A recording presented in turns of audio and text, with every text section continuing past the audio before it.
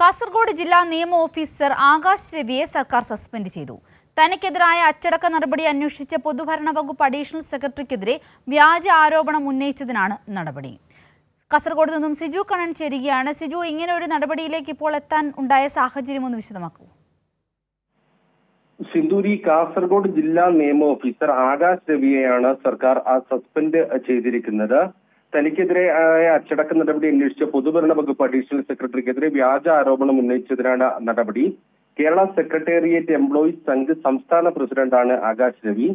സംഘടനയുടെ ഭാരവാഹിയായി ഇരിക്കെ മുഖ്യമന്ത്രിക്കെതിരെ സംഘടനയുടെ പേരിൽ അങ്ങേയറ്റം അപകീർത്തികരമായ നോട്ടീസ് ആകാശ് പുറപ്പെടുവിച്ചിരുന്നു.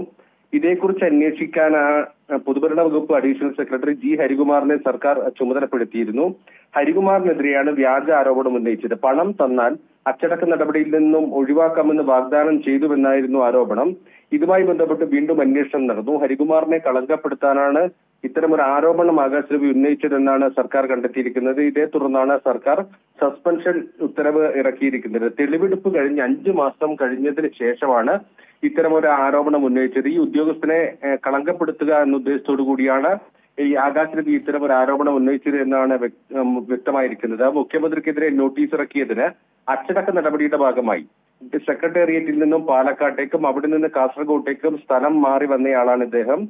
പൊതുഭരണ വകുപ്പിലെ മുൻ ഡെപ്യൂട്ടി സെക്രട്ടറി ആയിരുന്നു. ഈ സ്ഥലം മാറ്റം വന്നതിന് ശേഷം വീണ്ടും അന്വേഷണം നടത്തിയ ഉദ്യോഗസ്ഥനെ കളങ്കപ്പെടുത്തുന്ന തരത്തിൽ വ്യാജ ആരോപണം ഉന്നയിക്കുകയായിരുന്നു. വ്യക്തമാണ് സിജു. മുഖ്യമന്ത്രിക്കെതിരെ സംഘടനയുടെ പേരിൽ അങ്ങേയറ്റം അപകീർത്തിപരമായ നോട്ടീസ് പുറപ്പെടുവിച്ച കാസർഗോഡ് ജില്ലാ നിയമ ഓഫീസർ ആകാശ് രവിയെ സർക്കാർ സസ്പെൻഡ് ചെയ്തു. ഈ ഒരു കേസിൽ നടത്തിയ അന്വേഷണ റിപ്പോർട്ടിനെതിരെയാണ് ഈ ഒരു അന്വേഷണം നടത്തിയ അഡീഷണൽ സെക്രട്ടറി ജി ഹരികുമാറിനെതിരെ വ്യാജ ആരോപണം ഉന്നയിച്ചതിന്റെ പേരിൽ കൂടിയാണ് ഇങ്ങനെയൊരു സസ്പെൻഷൻ. സിജു കണ്ണനാണ് വിശദാംശങ്ങൾ നൽകിയത്.